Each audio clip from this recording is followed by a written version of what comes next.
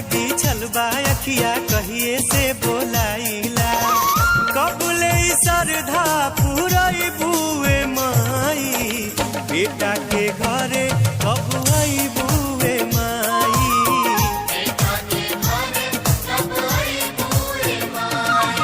दिल के दिया नेह के बाती दिन राति जराइला असरा में बिछल बा अखिया कहिए से बोलाइला कबुले सरधा पुरई बुए माई बेटा के घर